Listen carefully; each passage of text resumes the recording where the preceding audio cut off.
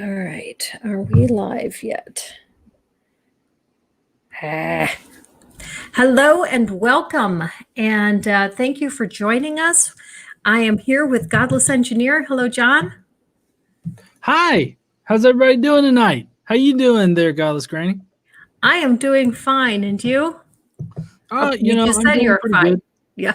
Huh? I said you just said you were fine. You just said that. Yeah. Oh, there's Melissa.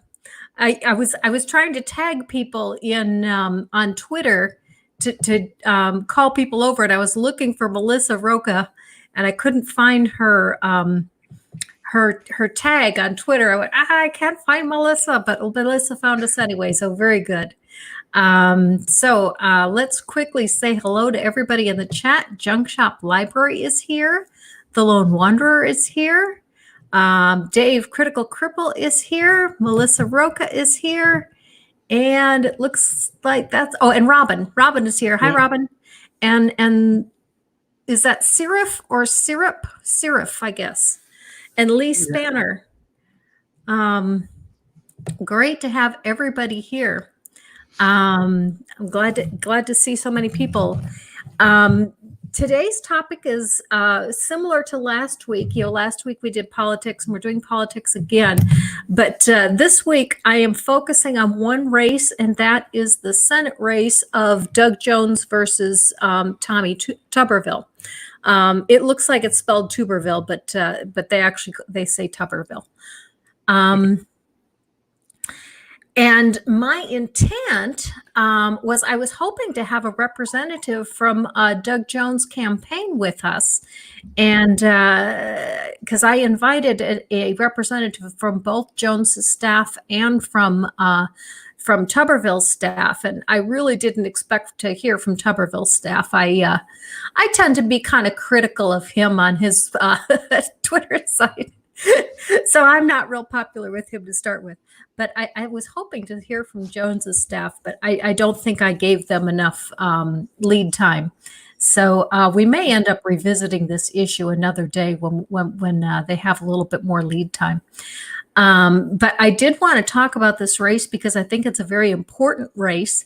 It's one of the few Senate seats that the Democrats are in danger of losing. And the reason they are in danger of losing it is because Alabama is generally a red state. Finding Democrats in Alabama is not always that easy. But it shouldn't be. This should be a no-brainer race. Oh, Candace is here. Hello, Candace. Because Tuberville's entire platform is I'm a Trump puppet. Yep. And if Trump doesn't get reelected, he's got no one pulling his strings. Oh yeah, all over Tuberville's issues page, he is just kissing Trump's butt in every single little issue. He has to kiss Trump's butt at the very beginning, and he does that on every single issue. So it's no surprise that he's running on a platform of, hey, I'm buddies with Trump, or whatever, or that he will undoubtedly in one particular section he says that he will support Trump. I think it was he was going to defend him from false allegations or something like that. He's going to try to be as close to Trump as he can get. And my apologies, Cadence. I called you Candace. I'm sorry. I moved the N over in your name. My apologies. Cadence. I did a video about this race a couple of months ago, back before the runoff election between Tuberville and Sessions, and I was flabbergasted that Tuberville just basically didn't have a leg to stand on, except I support Trump. And in my opinion, the only reason he was able to beat Sessions was because Trump endorsed him. What are your thoughts on that, John? Well, yeah, that's pretty much it. Trump endorsed Tuberville, and that's probably what swung enough votes to get him in the position to run against Jones. I really don't. Of course, I didn't look at who was his running mate again. It was Tuberville and it was Sessions. Sessions was it was the runoff. Yeah, I can't remember what his platform was, but I mean, pretty much because Tommy Tuberville's platform is just half of it does not even apply, and they're just talking points.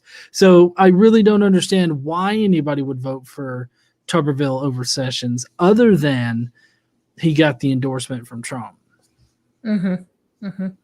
Yeah, one of the issues with Sessions' campaign was his primary platform was that he supports Trump too. His major talking point was, I supported Trump before anybody else did.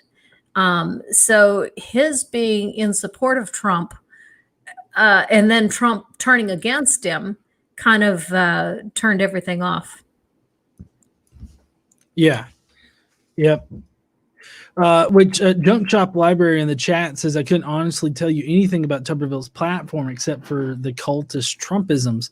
And I think that we were planning on at least discussing like the differences between the two platforms tonight. So yeah, you'll definitely get a bit more clarification on it.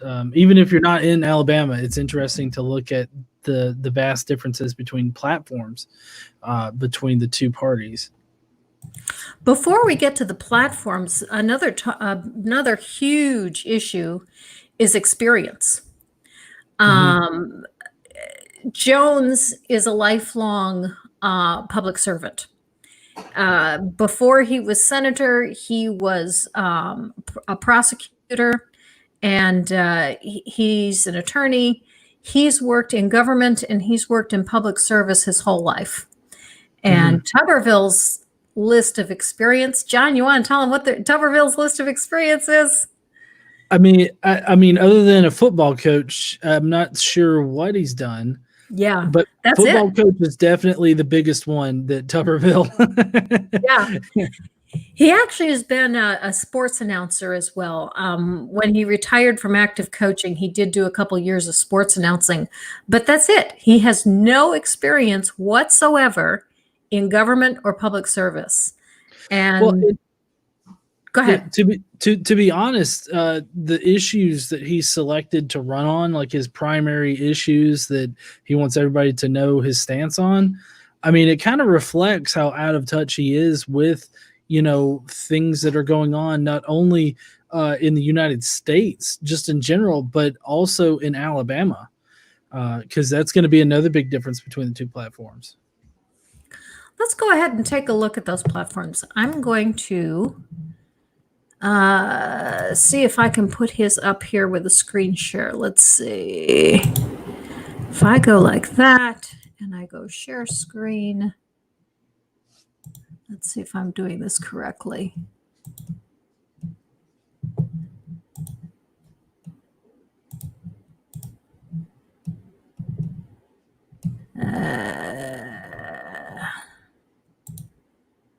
I'm getting too many screens on here. I'm not getting just this might work. Yeah, I still have too many screens on there. Why do I have so many screens on there? Oh, that's just because you're on the tab for StreamYard. Okay. There. Does this work? Yep. Okay. All right. So first we have those who served. Changing the way we treat our veterans. He says, my father was a highly decorated World War II veteran and Purple Heart recipient, and that is why I'm so passionate about changing the way our nation treats its veterans. President Trump is off to a good start. Veteran unemployment is at its lowest point in history, 2.3%. But we can do and must do more to help our vets re-enter the workforce and society. We must help them with high-quality care and job training and ensure that those who need it get the psychological care and attention they need to deal with the issues they face back home. Thoughts on that, John? Well, I mean, I think that it sounds nice, but I guess I don't, just from reading his particular position on it, I don't know how that directly affects like Alabama. I know obviously that there are vets here in Alabama, and we definitely need to be looking after them and everything. So I think that it sounds nice, but I guess I just don't understand exactly how he's going to accomplish it, which might just be because he doesn't know how the government works, so we can't really throw down any kind of like real path forward on it. But all in all, I mean, I get that he wants to help veterans, and he'll do his best to help it, but I don't know how he's going to accomplish that.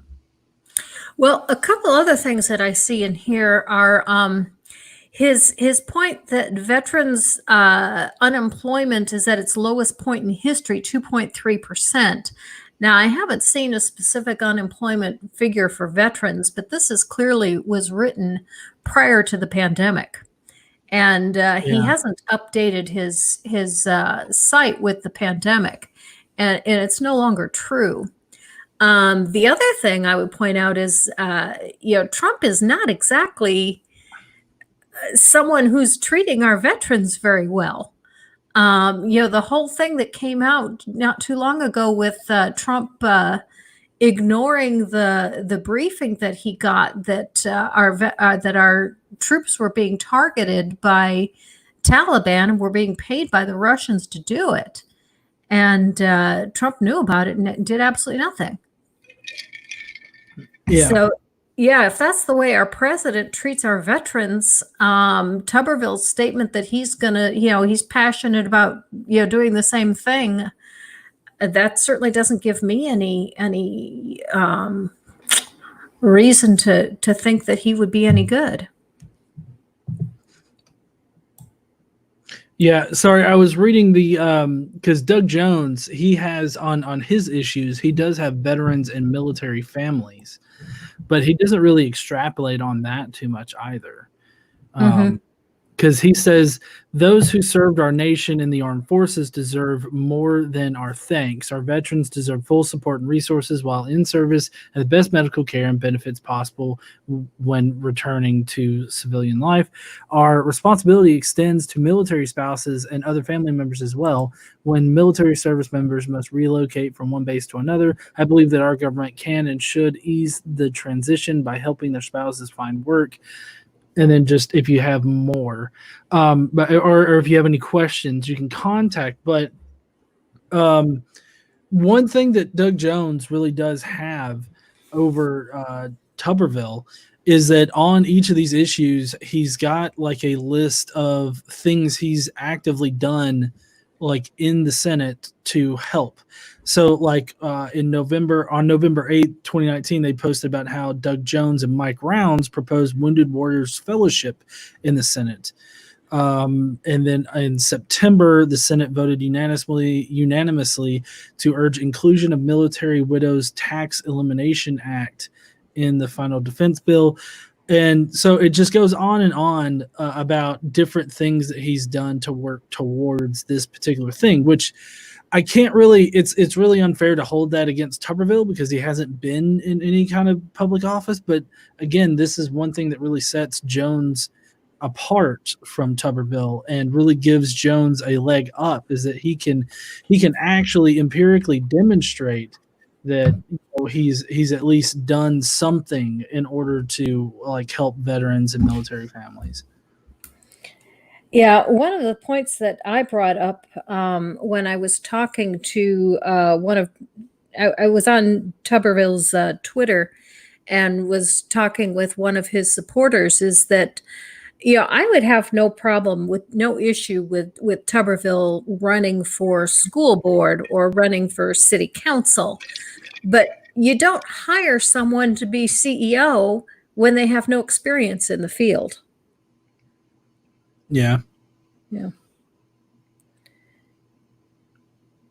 Which on his serving those who served, he's talking about, it's a little bit hypocritical because he says we must provide them with high quality care and job training to ensure they get the right psychological care and attention they need to deal with the issues they face being back at home. But then under improving education, he talks about how the federal government is not the solution to the nation's education problem. So it kind of, I don't know, it kind of seems like he cherry picks when the government should be providing this education and when they shouldn't.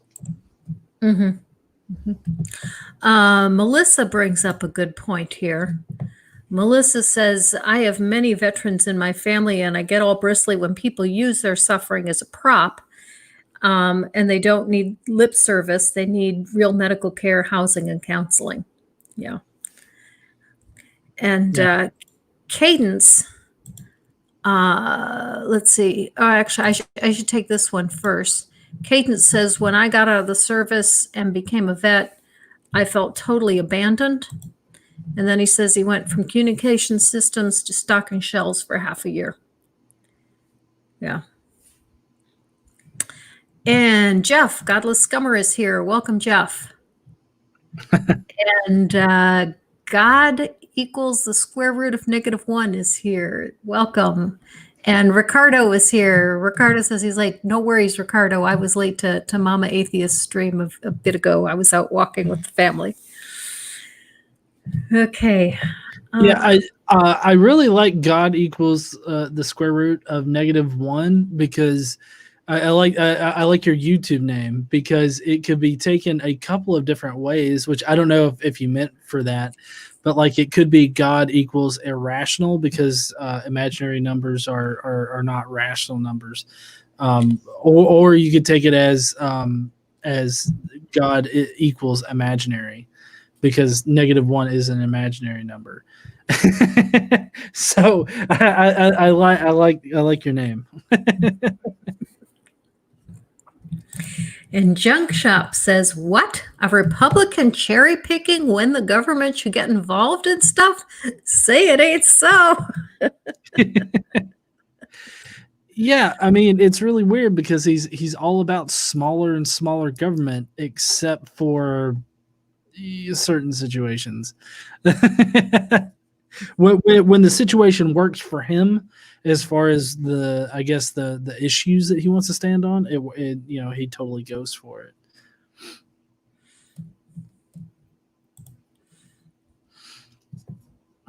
Thought you you're welcome. God equals the square root of -1. Okay, I am going to put up.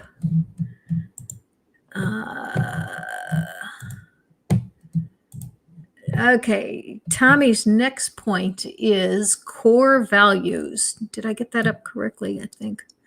And he says, let's see. It's not on the screen yet. It's not on the screen. Okay. Let me try. Oh, I forgot to hit this one. There we go. There we go. Mm-hmm. Okay. And here are Tommy's core values. I am running for United States Senate because I believe liberals in Washington are out of control. John, we're out of control. Yeah, well, I mean that's rich coming from him because I mean the only thing that we control is the House. The Senate is totally Republican controlled, and the executive branch is Republican controlled. So I don't exactly know how the liberals in Washington are going out of control. To me personally, the real focus has been on the Republicans. Because you got Mitch McConnell in the Senate who just blocks things that the House wants to get through, even when it's a bipartisan effort in the House. He blocks it because he just wants to block liberal things. Mm-hmm. Mm-hmm. And then he says, I believe our first duty of government is to protect our individual liberty. I will be a leader in Washington fighting for smaller government, less taxes, and our national sovereignty. I am running to defend the Constitution, and I understand that the freedoms we enjoy must be protected and preserved for future generations. The rest of it is just garbage. Yeah. So like with the whole fighting for smaller government and less taxes and our national sovereignty, like what does that last bit mean? The national sovereignty, like is our is our sovereignty like at risk right now? Well, This is actually, I do think that is a major issue, but in the other direction. mhm, Everything that's going on in Portland is proof of our national sovereignty run amok, because our government was founded that we were supposed to have a strong state government and a mhm, weaker federal government, and the federal government has just been seizing power, and Trump is by far the biggest power seizer that we've ever had, mhm. trying to claim that he's got the power to do absolutely anything he wants to. And yeah, I think our national sovereignty is out of control. Well, I would definitely agree with that, but like from his point of view, the national sovereignty is being attacked, and I from his point of view, I don't understand why he would think that. So it's very confusing. And then the less taxes and smaller government, what he really means is smaller government that only affects the things that he wants to make smaller. Of course, Mhm. he wants bigger government where it suits his needs. And I mean, maybe that could be said for plenty of other liberals and Democrats as well. But I don't understand like the less taxes bit, because if he's looking to focus on less taxes, he needs to be focusing on less taxes for like the working class people, the people that are Yes. actually paying taxes, and not less taxes on the rich and the wealthy, which Mhm. historically Republicans, at least the Republicans as they exist now, they've really focused on driving down corporate taxes so that they're literally paying nothing comparatively. And I really think that that is not the answer. I think that we can generate way more income for the United States in general if we were to tax, the corporate entities and richer people at higher rates, because they make more money, they have more money, and I think that they should be paying their fair share, which would be more than what I pay in taxes, because what I pay in taxes sometimes is greater than some of these large corporations that make billions of dollars a year. Why do I Mhm. have to pay so much in taxes, but these billion dollar corporations, they don't have to pay anything because they can write everything off, or they've found loopholes in the system that would allow them to sneak past all of the taxes. It just doesn't make sense to me. And the Trump administration has done nothing but favoring the wealthy. He did make a tax cut, which he claimed would be of benefit to the middle class, which it did a little bit, but not anywhere near as much as it favored the wealthy. And Tuberville coming and telling us, Tuberville telling us that he's wanting to support Trump. It's just going to be more of the same. The other thing that I worry about, though, is the government has spent a tremendous amount of money, and rightly so, because of the pandemic. Mhm. The stimulus bills, all the wage support bills, the extended unemployment. Yeah, these were things that had to happen, but we're also going to have to pay for it. And Mhm. the only way we're going to pay for it is with more taxes. Yeah, I agree. And honestly, a lot of the issues that we could transition to, like being government run, like I'm thinking healthcare, I really don't mind paying a little more in taxes if I don't have to pay for, the outrageous premiums that I have to pay every year. I mean, I do get my healthcare through my job, so all of that is handled at a pretty low price. But I mean, if you could take that, if you would take just that money and actually add it on to what I'm paying the government in taxes, and then I just get health care in general, I mean, honestly, I'd be fine with that. Mm-hmm. Now, in contrast, I've got Doug Jones's stance on civil and human rights up right now, and Doug Jones has been committed to civil rights for his entire career. The whole reason that Doug Jones even came to notoriety was he is the one that took down Frank Cherry. And Frank Cherry is the one that was the mastermind behind the bombing of the 16th Street Baptist Church in Birmingham. Oh, And wow. oh, you didn't know that? No, I didn't know he did. Yeah. Early in his career, he was the prosecutor, and it didn't come to trial until the 1980s, 20 years after the bombing, which was in the 1960s. And the reason it took so long is because Hoover, J. Edgar Hoover, sent in the FBI to investigate. He had tapes of Cherry confessing to the bombing, but Hoover was a racist, and Hoover didn't want anyone convicted of the crime, so Hoover buried them. And Jones had to wait until until Hoover was gone, until the documents were no longer protected. And once he was able to get a hold of the documents, then he could bring the case to trial. And he's the one that finally got the conviction of Cherry. And I forget one of the co-conspirators was also convicted. The third co-conspirator was dead by then. Mm-hmm. So Doug Jones is there's no question that he is a champion of civil rights, and he has always been a champion of civil rights.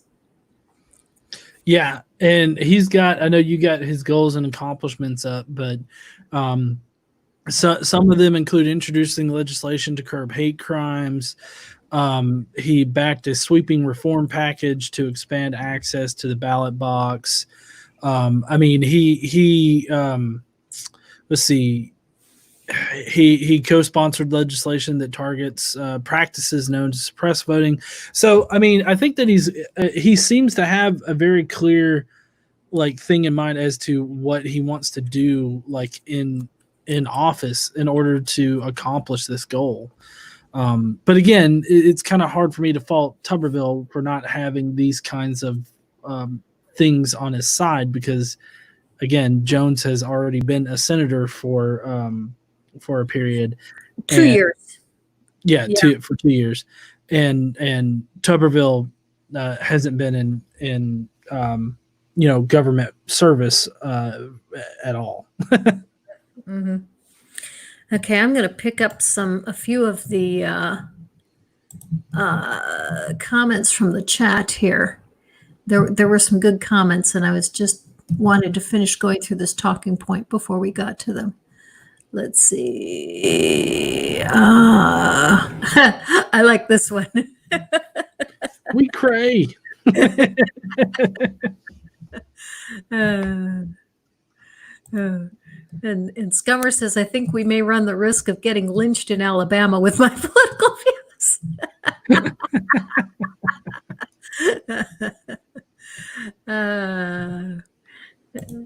And greetings from California. The South seems like another planet. Yeah, sometimes it does.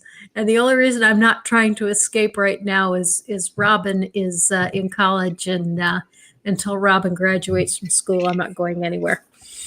And here's another good point: $26.5 trillion in national debt. And it's a lot. Go ahead. Oh, I was just gonna say that's another big thing with standing behind Trump is you can't really say that he's reduced our national debt or hasn't caused us more financial hardships. And I'm talking about prior to the pandemic and the further increase in the national debt that put us through. But I mean, even before that, I mean, you had Trump taking, trips all the time that was really running up the bill, but he always hides behind the fact that he doesn't take a paycheck for being president. And he acts like that is going to cover all of the extra things that he's caused us to pay for. Not to mention the fact that the Trump administration has been very instrumental in reducing the amount of welfare that the government provides to the citizens. I know a while back I want to say they passed a budget that would effectively cut out a lot of school lunches for poor kids. And they've done these things just so that they can funnel that money into either building the wall or into other areas to where it can benefit some people that maybe it shouldn't be benefiting. And so you really can't you can't run on a platform that includes saying that, well, Trump reduces any kind of debt or anything of that nature, because he really doesn't. He just keeps on spending the money that we don't have.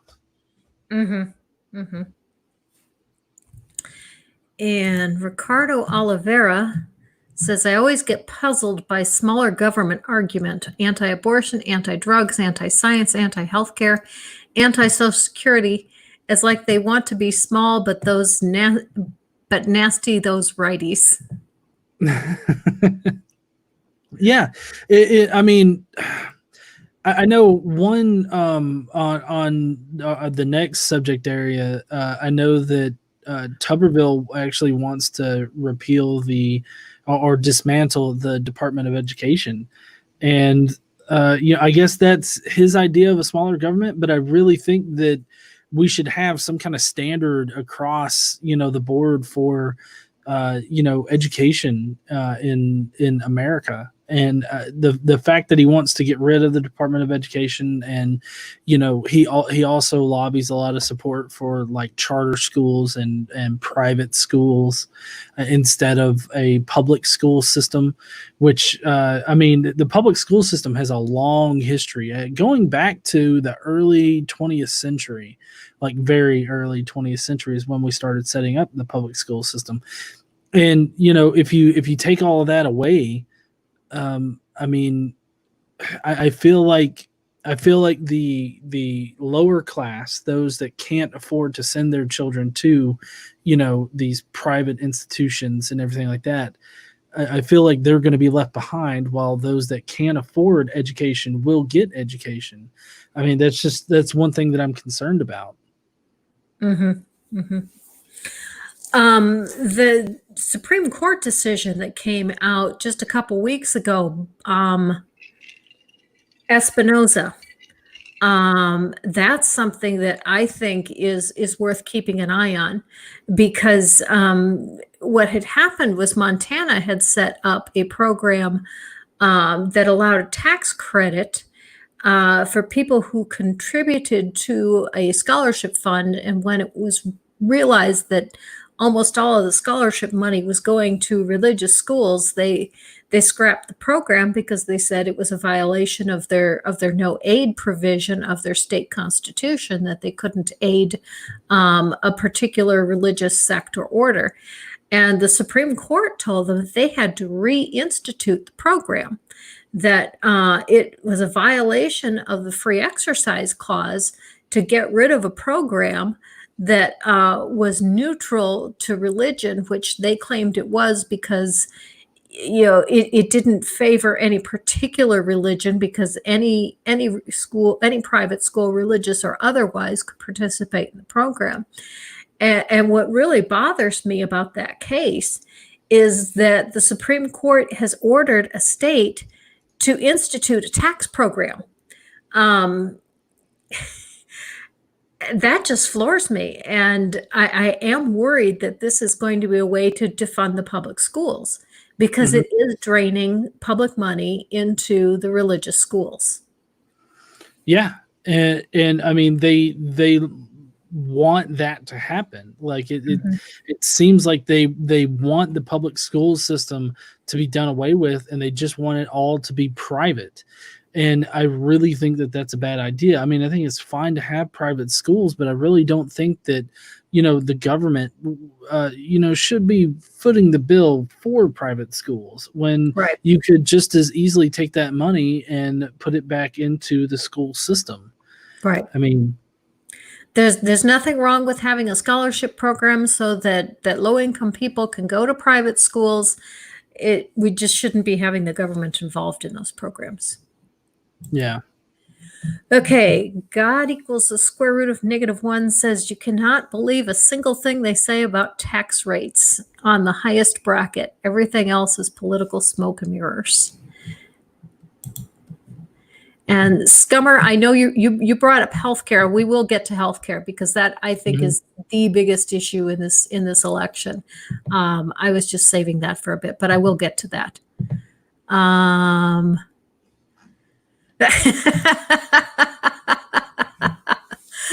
Lone Wanderer says, Godless Grad, you're a lawyer, so is a hot dog a sandwich, and is it illegal to hope that Trump dies of natural causes real soon? I'm going to stay neutral on whether or not a hot dog is a sandwich because that's debatable. But yeah, I've been hoping that Trump would get the coronavirus. Not necessarily that he would die, but I think it would help immensely if he could have firsthand experience to understand just how serious the virus is. Yeah. So I like how Trump's tone has changed on masks. Because, at first he was trying to make masks political. Like if you're wearing a mask, you're against me or something like that. And everybody's burning masks. And of course, now he's wearing a mask. And I believe recently, it was either today or in the recent past, that he said that wearing a mask is patriotic now. So it's just kind of weird how all that changes so quickly. Yeah. Yeah. It doesn't matter to him unless it affects him personally. And he's finally come to realize that people are just so angry about the way he's handling the pandemic that he's had to change. Okay. Druid Lover says religious schools should be made to pay taxes if they get COVID relief. And then he said, but they shouldn't get COVID relief. Yeah, that's been a big thing is these religious institutions, whether they're educational institutions or churches, they've been getting COVID relief, and they've restricted other businesses that have needed it from getting much needed relief. And the fact that they are tax free, basically, right? They don't pay any taxes, at least. Well, there are some taxes that they have to pay, but for the most part, they operate tax free. And I really don't think that they should be getting government help if we're also not requiring that money from them. So they basically get a whole lump sum of money every year for just simply being tax free. And so not only are we giving them that, but we're also giving them more money on top of that. It just seems very unfair. Lone Wanderer said someone told him it's illegal to even hope for Trump's death or even suggest it. It isn't illegal, but if you suggest it and it is heard, it can get you some unwanted attention from government authorities. Okay, let's move on to what I think is the biggest issue, and that is healthcare. And so let's look at what Tuberville has on his. There we go.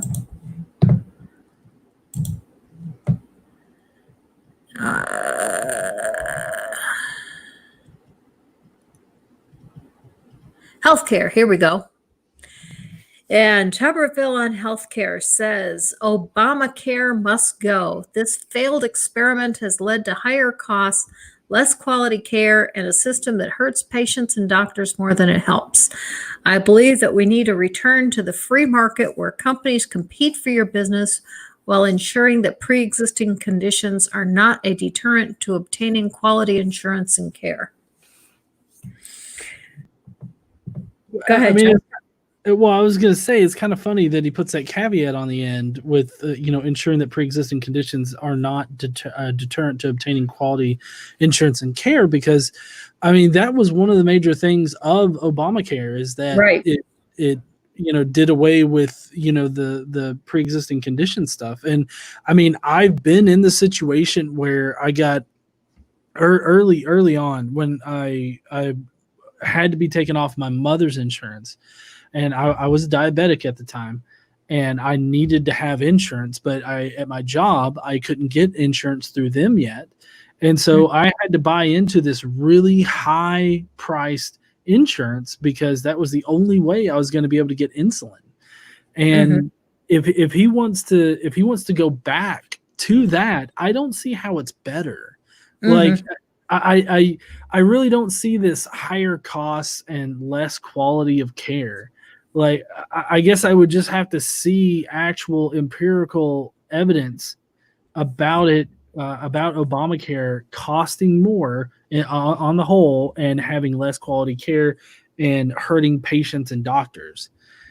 But I don't see that. Also, I mean, if you go back to from Obamacare, instead of fixing Obamacare, the things that are wrong with it, if you just reverse it completely, that is going to be devastating to our entire nation, because I mean that's essentially going to be, well, if you can afford healthcare, then you can stay healthy, or you can Mm-hmm. get the medicine you need. Otherwise, you're just out of luck. Which, I'm sorry, I'm going on a bit of a rant here, but I don't know if you've ever taken a look at like your hospital bills, because it is so outrageous the kind of leeway that insurance companies are given.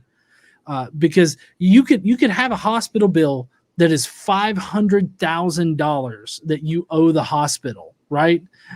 But then the insurance company will come in and be like, you know what? I think that we're only going to pay 125,000 of it. And then the cost of everything just magically shrinks to $125,000. And then you might have to pay like $500, let's say, as part of your copay or whatnot. But I mean, they just get to random. It seems like an arbitrary number just every time you look at it. Arbitrary number, $125,000. That's all that you're going to charge us for. I wish I could go into my doctor's office and be like, oh, $35,000 for this colonoscopy or whatever. No, I think I'm only going to pay $5 for this. I mean, I would love to be able to have that particular stat when I go into a doctor's office, but it seems like only insurance companies get to arbitrarily tell the doctors what they're going to charge. Well, most of that comes out of contracts.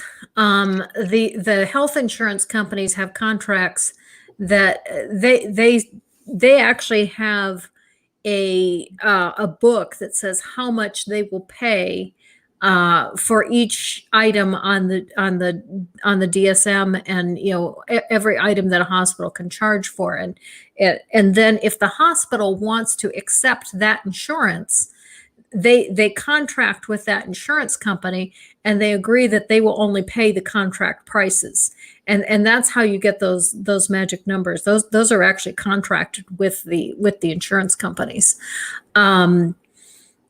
But the hospital doesn't have to accept the insurance. And one of the most frustrating things about our insurance system is you can, you're going to have a surgery. So you go and you make sure that your hospital is in your network, so that your hospital is contracted, and you're only going to have to pay in-network costs for your surgery. But then you get the bill and, oh, yeah, your hospital was in network, but sorry, your surgeon wasn't. And so you have to pay out-of-network prices for the doctor's bill. And, and that can happen with anything. You might even check and make sure that your doctor also is in network, but sorry, the anesthesiologist was out of network. And you just don't have enough control over your own who's going to be treating you once you get to the hospital to be able to predict these kinds of things. There was a comment here that was really good from Lone Wanderer. He says that he worked the Obamacare hotline, met people who never had insurance in their lives and were in tears when they got the tax credit. And I would hate to see it go in lieu of nada. And yeah, that's exactly it. In 2016, Trump campaigned that in the first 100 days, he would get rid of Obamacare. And once he got into office, if you remember, within about 60 days of when he got into office, he said, who knew that healthcare insurance was such a complicated topic? And I thought, well, duh. Yeah. Well, so, yeah, in contrast, of course, Doug Jones supports, maybe not. Does he support universal health care? I can't remember if he's on the universal health care, but he's definitely about fixing Obamacare rather than just totally destroying it. Yeah. He's a member of the Senate Health, Education, Labor, and Pensions Committee. He also co-sponsored a bill to protect the Children's Health Insurance Program. And I believe, if I'm not mistaken, that's the health insurance program that basically guarantees children medical care up until a certain age through Medicaid or Medicare. I can't remember which one. But it guarantees health insurance for children. Is that correct? Do you know? Yeah. That was one of the things that I was just absolutely flabbergasted about when I first moved to Alabama. The governor before KIV was actually a medical doctor. I can't remember his name. Do you remember his name? Oh, yeah. You know who I'm talking about. Yeah. I know who you're talking about. He got ousted because he had some shady dealings while in office. Right. Well, when Obama, was it Obamacare? I don't remember, but there was a Medicaid expansion that Alabama and, well, every state had the right to sign up for or not sign up for. They could opt in or opt out. And he opted out of it.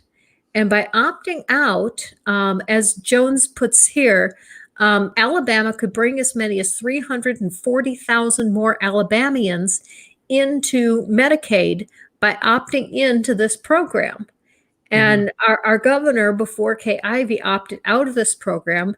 And it was a stupid political stance that, we're not going to be standing with. I don't remember exactly what the issue was that they didn't want to stand with, but there was some issue they didn't want to stand with that they opted out of it for it. And yeah, it keeps so many people out of Medicaid. Right. Yeah, and I like how Doug Jones actually puts in his healthcare blurb that 150,000 Alabama children rely on the CHIP program. I feel like in Doug Jones's issues, like all of them, he seems to concretely connect like how these issues directly affect Alabama instead of having general kind of issues that are part of his platform and not really connecting them to Alabama issues, or how these issues affect Alabamians. I really don't think Tuberville's positions really do that, because they're just general positions that don't most of them don't seem to really connect to any problems that we're actually facing in Alabama. And here's what Jones says about the Affordable Care Act. He says, similarly, Doug is committed to protecting the nearly 1 million Alabamians who live with pre-existing conditions and whose health care would be jeopardized by a repeal or gutting of the Affordable Health Care Act. Doug has spoken out against attacks to repeal the law, including the latest partisan lawsuit that would render the Affordable Care Act unconstitutional and gut protections for people with pre-existing conditions.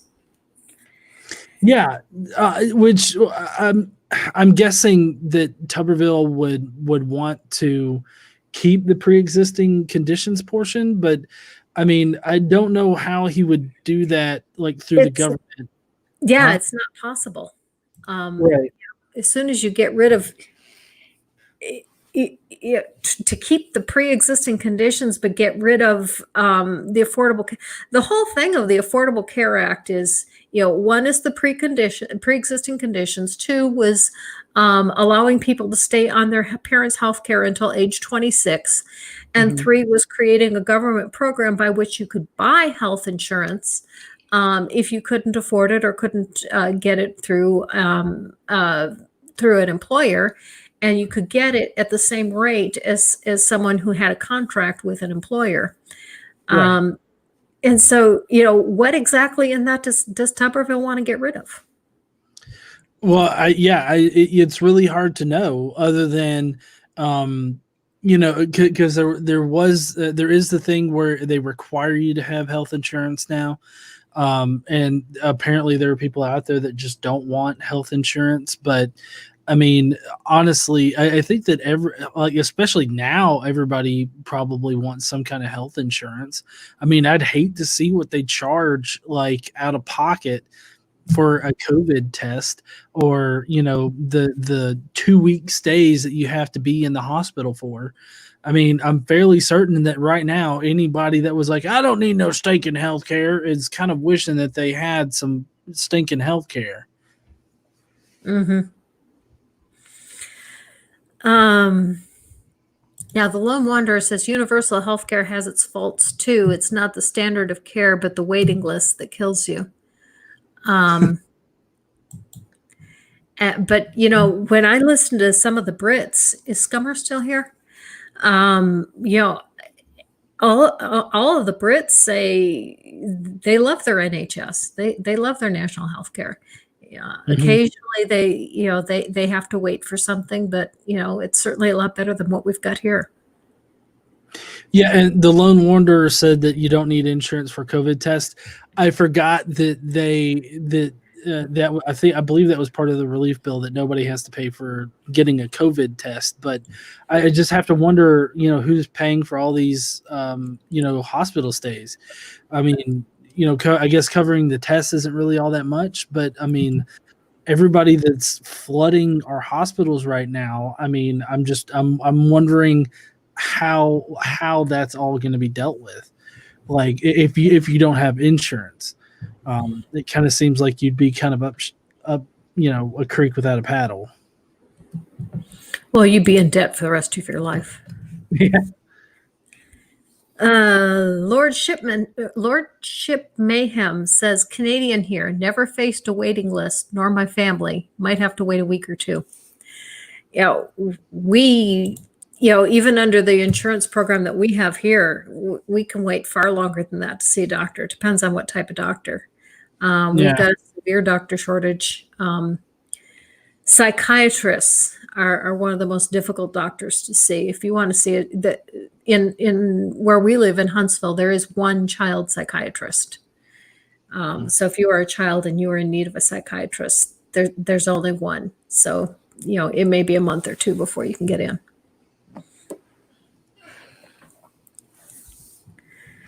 Oh, the Lone Wanderer says apparently the hospital bills are also part of the relief package. Okay, well, that's good to know. That is good to know. Yeah, I didn't know that, but I mean, like, you have people prior to this, you have people that stay in the hospital for like 2 weeks for whatever illness, and they'll come out the hospital with like a $2 million like bill, and now we've got so many people in the hospitals right now. Like, I can't. I really don't want to look at those particular bills. I wonder if the government's like, nope, these are $5 stays. That's our contract, or get out.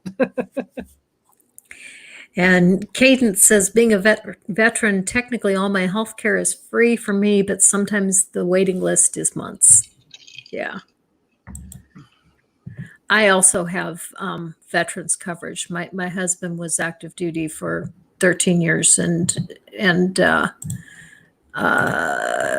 reserve for 13 years and reserve for 13 years. So he's got 26 years in. Mm-hmm. Would you? Sorry, I know sometimes I dominate the conversation. Did you Oh, have you're any thoughts on the either's healthcare plans or ideas? Well, personally, I would like to see us go to a national healthcare system. I think it is absolutely ridiculous that we are the only industrialized country in the world that doesn't have some form of national health care. I think it is absolutely disgraceful that we have people in our country that have to choose between food and health care. I've heard so many people say I have to choose whether I'm going to eat this week or I'm going to have my insulin, Yeah. which is it's an impossible decision because if you don't eat, you don't need the insulin, and if you do eat, you need the insulin. Hmm. Well, and I remember there was a guy out in Texas that couldn't get his insulin, and he ended up dying. Uh, Mhm. I mean, he needed it, but it was like way too expensive. Mhm. And Lone Wanderer is actually absolutely correct. People with no insurance to go to the hospital for, whatever reason, and they can't pay their bills, they end up with ruined credit. They usually end up having to declare bankruptcy, or they go on to some kind of payment plan. Um, Yeah, see, this is where I'm really peeved at at insurance companies being able to just what seems to be arbitrarily setting the prices for these things. It's like, oh, I'm sorry, you want me to pay $150 for that Q-tip that you got me? That's 32 cents, sir. Like yeah. I would love to be able to have that particular power in the hospital. Hmm. Okay, let's take another one of. Well, I was actually. Would it be okay if we looked at his economy issue? Sure, sure, no problem. Let me pull that up.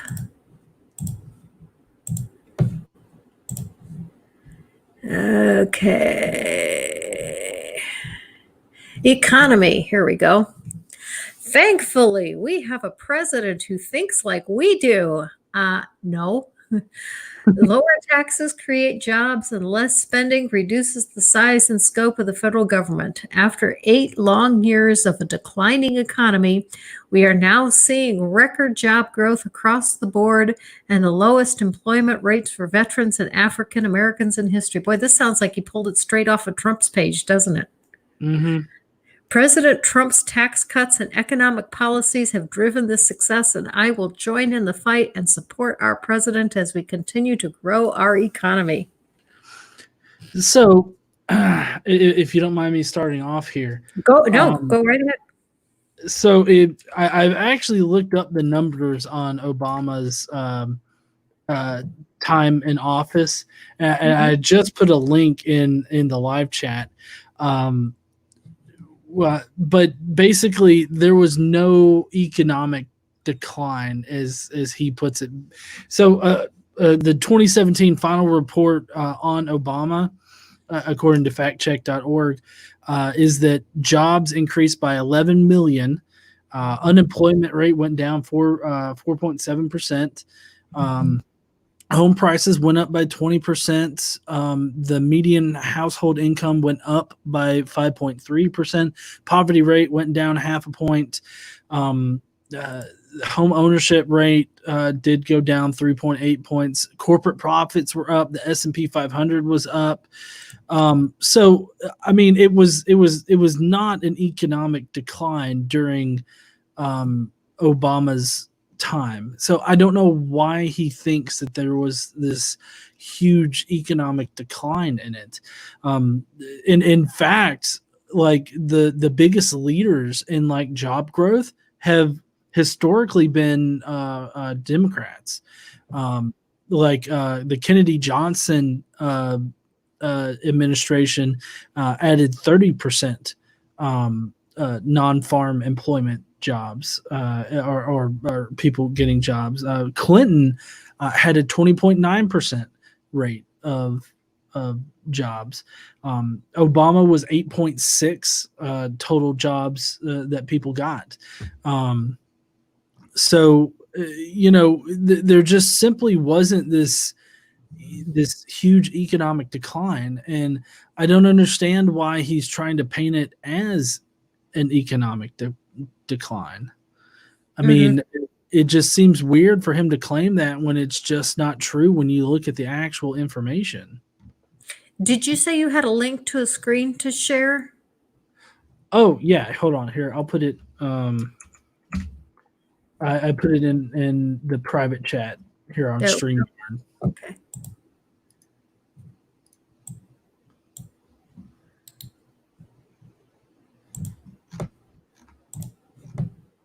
Sorry, it takes me a minute. Oh, that's fine. And I mean, like, stock prices were up. I mean, it really doesn't seem like an economic decline to me. Yeah. The debt owed to the public when he left office was $14.4 trillion. Okay. Do you know what it was before the pandemic? Right before the pandemic? No, I know that our national debt, which I think is probably different. Let's see, debt owed to public. Oh, our total public debt outstanding is 26 trillion. Okay. That's total public debt. Debt held by the public as of 7/20 is 20 trillion. So it's grown by 6 trillion in Trump's administration.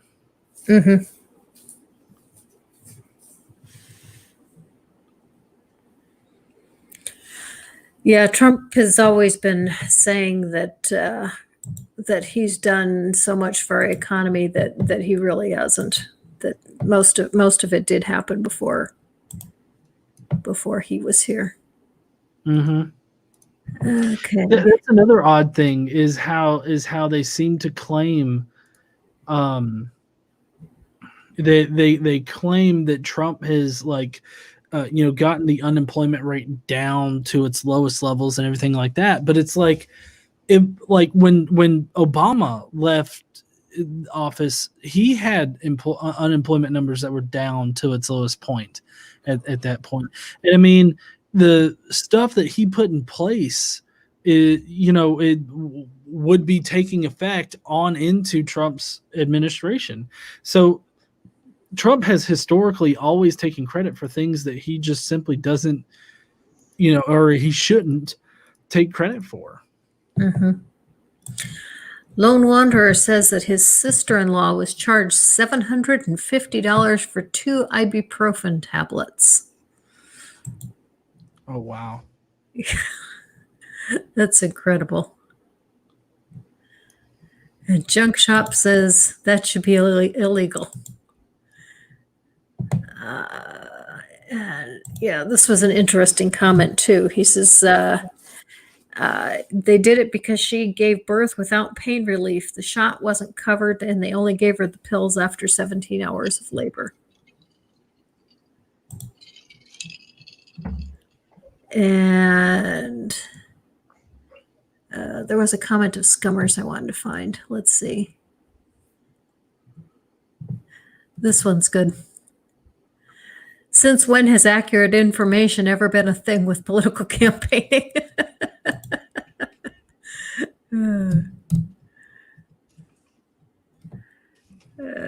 We caught up. I think we're caught up. Let's see. Okay, here's one more. I'm not sure how to say that name. Jane Pusecker? Yeah. Junk Shop, I will say one thing. Our healthcare system in the USA isn't working anymore. We need something better to replace it. Yeah. Well, yeah, I do definitely think Obamacare needs to be fixed. I don't think that it's a perfect system at all.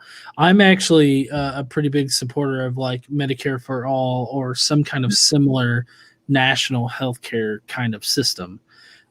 So I like I said, I'm totally fine with paying, a little, even a little more in taxes in order to have like healthcare for everybody. Mm-hmm. Mm-hmm. Okay, let's find another one of would you rather talk about education or national security next? It doesn't matter to me, either one. Okay, let's go with education. Okay. Let's see, where was it? Here we go. Tuberville's position. The best and most viable solutions come from the local level where parents, students, and local administrators can collaborate and work towards success together. And I believe that school choice, charter schools, and improving our existing public schools are all things that need to be part of the education mix for Alabama children. In other words, I don't plan to do anything. I'm going to tell the local people it's their problem. Well, so I'm what does he mean by school choice? Does that mean like erasing like school zoning, or I'm just kind of I guess I don't know what that means. Usually that means charter schools and trying to make sure that there is the option of being able to go to private school for people who are low income. Oh, okay. So I mean, like I said before, I don't really have a problem with private or charter schools, but at the same time, I I really don't think that we should be profitizing, or I don't know if that's a word at No, all. you're right. You're Yeah, absolutely right. yeah, we shouldn't be. I really don't think that we should be profitizing elementary schools and high schools and shit stuff. The Private privatizing our federal prisons, our prisons worked so well, didn't it? Oh yeah, definitely. um, but I feel like this is just kind of a low key way for him to work in like vouchers for religious schools, so that the government can fund a religious school rather than a public secular school. Because one of the things that's not at least directly on like his issues is that he thinks that God and Jesus should come first in everything. So I would be really worried about who he thinks should get these like the funds for the charter and private schools. I mean, is he going to fund the religious schools more than he would the more secular charter and private schools? Which honestly, I mean, just around me, I really can't think of a private secular like school that exists. I mean, there are a plethora of private religious schools in North Alabama, but I don't know of any like secular schools that do exist up here that aren't public. Mm-hmm. Mm-hmm. Um, Sorry, I need to fix this. There's one of my patrons is missing from this ticker. There's something that you brought up prior to our coming on stream, which was something that I was not aware of, that I would like you to discuss, and that was something that Tuberville said with regards to religion. Oh yeah. So let me get Tuberville on the issues. So on his principles and values, this is on the issues.org. You can search up Tommy Tuberville and you can find these. But basically, on his principles and values, he thinks the first duty of the government is to protect individual liberty, but then he pairs that with we've got to put Jesus and God before everything else. And so, I have this long-standing sort of idea that if somebody's platform includes something about like God, Jesus, or religion in general, you probably shouldn't vote for that person, because obviously if he wants to put Jesus and God before everything else, then he doesn't really have the people's, the people's best, he doesn't have the best intentions for people. Like, he doesn't have what's best for the people at heart. He has what's best for Jesus, God, and Christianity. That's what he seems to be saying. It would also be interesting to find out what percentage of Alabamians are non-religious. I bet you there will be a small percentage, though. Yeah. Do you know if Pew Research has breakdown by state on that? I don't know. I've never looked for it. I don't know. Let's see. Okay. And while you're looking for that, here's a comment that's of interest. And that is, Jane says, I went to township school for 11th and 12th grade year of high school, but it wasn't religious. Jane, I'm interested. Was that, when you say township school, are you talking about a charter school? And if you can answer without giving away any private information that you would prefer not to give away, if you don't mind me asking, where do you live? And when Jane has that up, I will put that up, because that is an interesting comment. Let's see. I don't have it from Pew, but I do have it from Gallup. It was just the first one that came up. Alabama has 5.6% none. No religious affiliation, which is just the nuns category, which could include people that consider themselves like religious, but not specifically any certain religion. But they do have, we do have 75.8% Protestant, 6.2 other Christian, whatever that means, I guess the various denominations, 6.6% Catholic, 0.5% Mormon, and 0.6% Jewish. Okay, Jane says that she grew up in Delaware, Ohio, and I know exactly where Delaware, Ohio is, because before I lived in Alabama, I lived in Fort Wayne, Indiana. And Delaware, Ohio was within the radius of the radio station that I listened to. And so I would frequently hear news of Delaware, Ohio. So I know exactly where that is.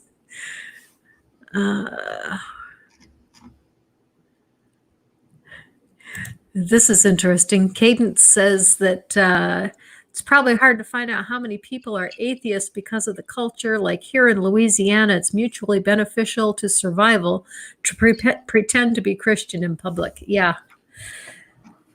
Yeah. Oh, yeah.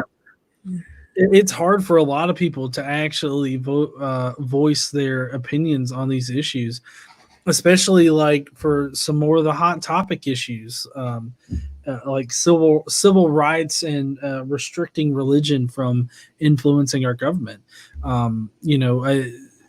Sometimes you really can't say what you really think or feel.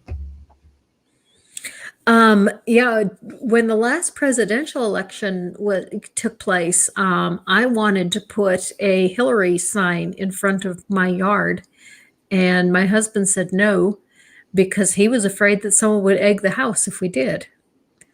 I don't think it's as bad anymore, to be honest with you. I've got a Doug Jones sign in my front yard, and nobody has said anything or done anything, but I think part of it might be the pandemic. People just aren't out as much. Yeah, probably. I know we really only go out to like get groceries or get food, or if we have to go somewhere, that's when we go out. Okay, going back to the education again, I don't think we ever did put up Doug Jones' position on education, did we? I don't think we did. So I don't. Yeah. Okay, Doug Jones says he wants to push for better rural broadband access. to help rural students get better use of computers. Yeah, that's important because just about everything is online now, especially with the pandemic, and so much learning is online. He wants to support historically Black colleges and universities. Um, let's see, he's committed to introducing a bipartisan Future Act, which authorizes funding for minorities serving higher education institutions and provides continued support for HBCUs. The biggest difference between Jones and Tuberville here is Jones actually has some talking points. Yeah, Tuberville's point was just, I want to make it better and I want to leave it to the locals. And Jones actually has some points on what he wants to do to try to improve things.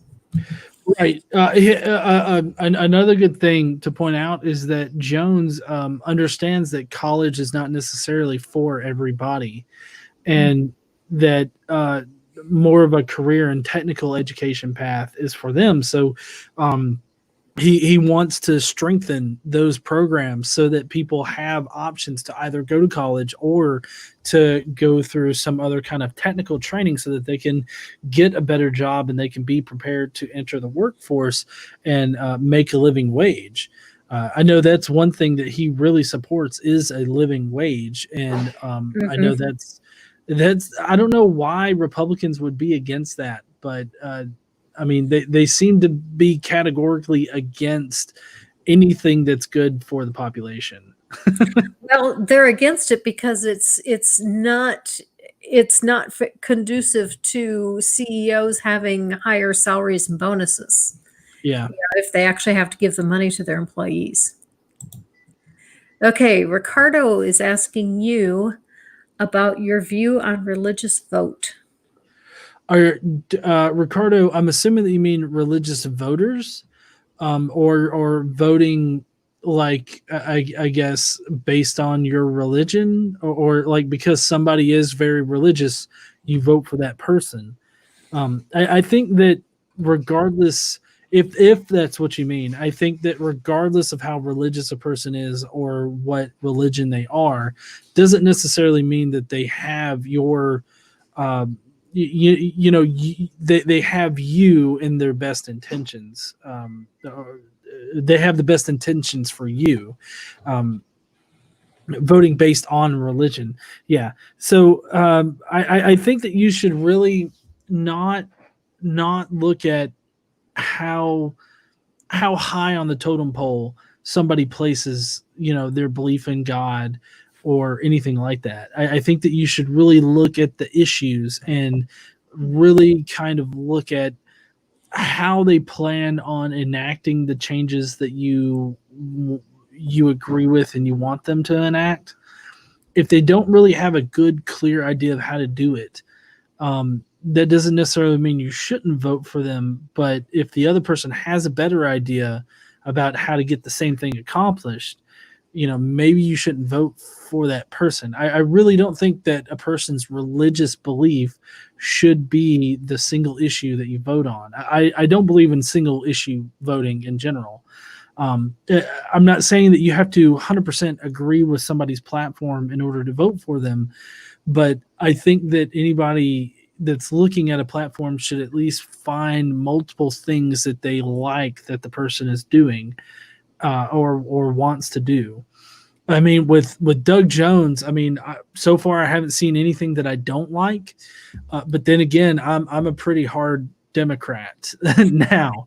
I used to be Republican, or at least I thought I was Republican. But I'm really I'm really liberal and a Democrat. I'm one of these people that's going all crazy and stuff.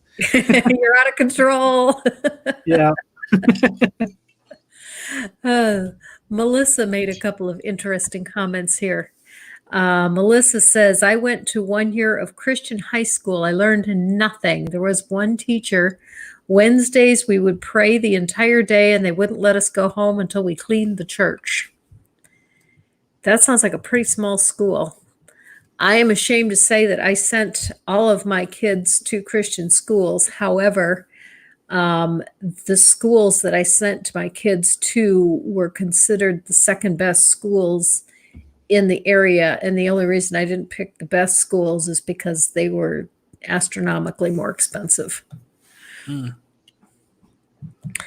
And then Melissa also says they gave me no credit for the year because I wasn't reverent enough, and it shocked my family. My grandfather and my great grandfather and my great great grandfather were pastors, so I absolutely knew how to act. That's crazy.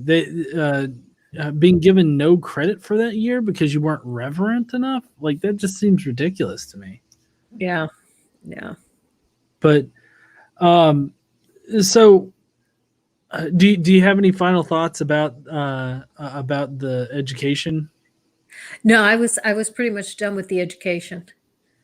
We're getting close to the end of time. We've got about 5 more minutes, and then I'll give you a few minutes to chill for yourself. Okay. Is there? Let's see. What else have we got on here that we probably should talk about? Well, I mean, there's a lot of things on here that just are not issues. Mm-hmm. So I don't know if you want to talk about how a lot of his stuff just aren't issues. National security, I would agree, is is important in general, but I feel like the Republicans place way too much focus like on the armed forces. It gets to the point where they say things that are just not true. Mm-hmm. Mm-hmm. The immigration and border security. I know that I am extremely liberal when it comes to that, and most people in Alabama would not agree with me. But I know people who are immigrants, and I certainly don't want to close borders and say nobody can come. And a lot of the illegal immigrants that we have here in our country are people that the government invited them to come here. And then after they get here, then they tell them, okay, now go home. We don't want you anymore. Yeah, and like he says the scourge of illegal immigrants, and I don't know, that seems like really dramatic, Mm-hmm. for that particular topic. But also, I'm glad that he wants to I guess help the our existing border patrols.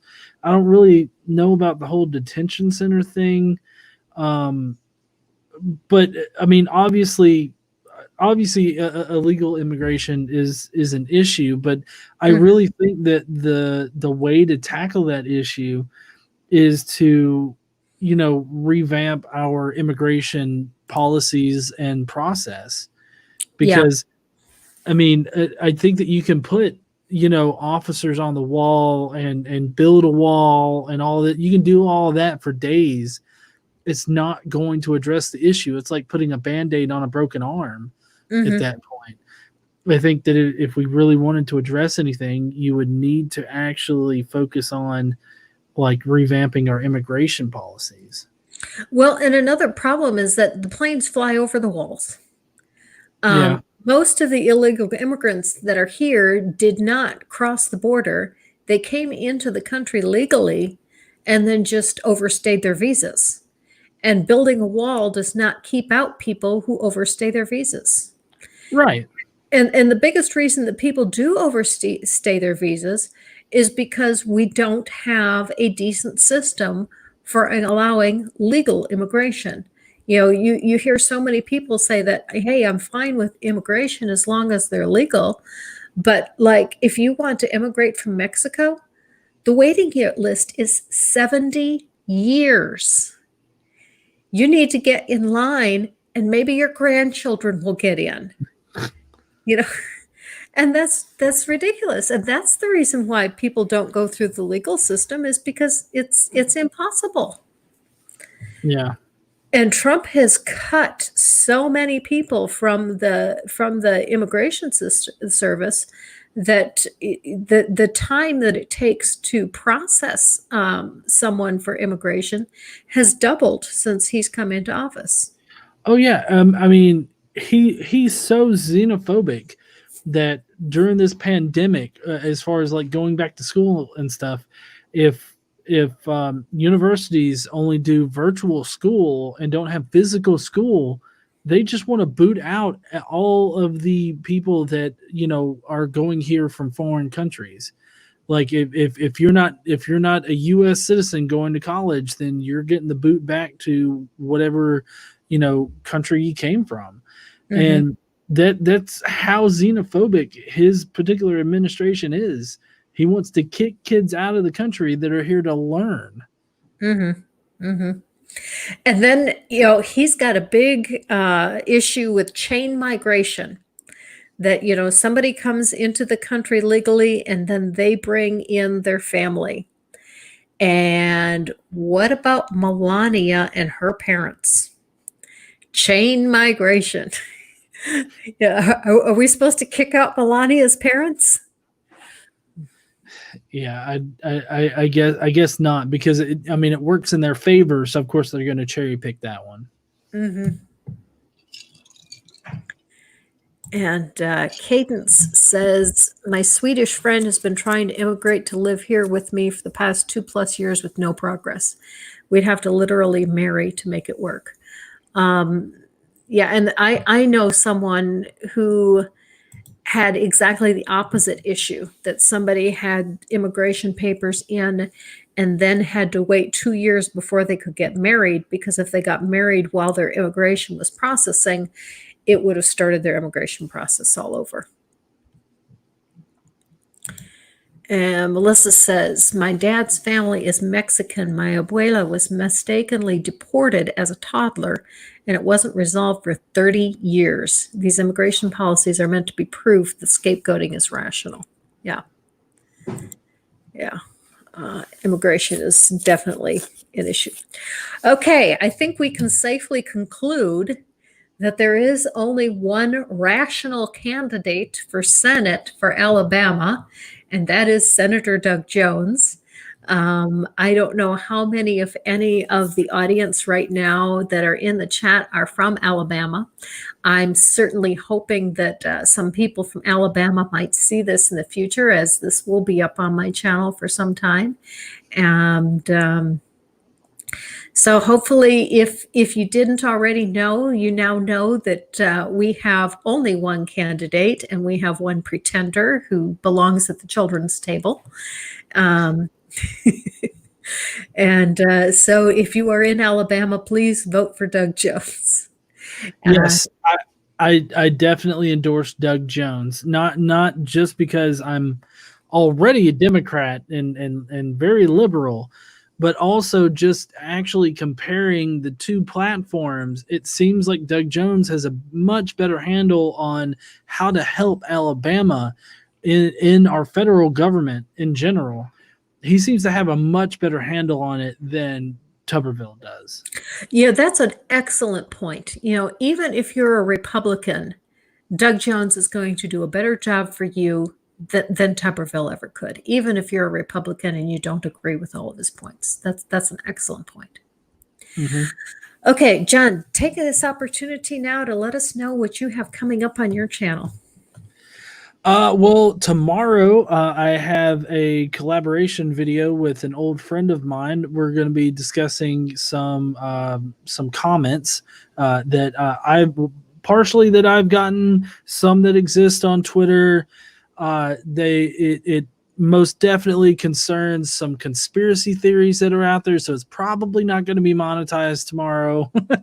But I got that coming up, and then I have a debate that's going to be premiering on my channel on Thursday, and then I'll probably have a clip ready for you guys for Friday. And then who knows what's going to be coming next week. I usually just find whatever video struck my fancy and I make a video on it. Okay. So it's going to be coming up. Oh, go ahead. Is the debate going to be on history? No, it's not going to be on history. It's on is religion necessary? Some people have already seen it that watch my stuff regularly. But it's a debate over whether or not religion is necessary. So actually, I think I have seen it. Oh yeah. Yeah, because I was watching your channel almost all weekend this weekend. It's good to hear. I'm glad that people are enjoying all the content that I'm putting out there. So, but yeah, I do have plans for some shorter videos in the future.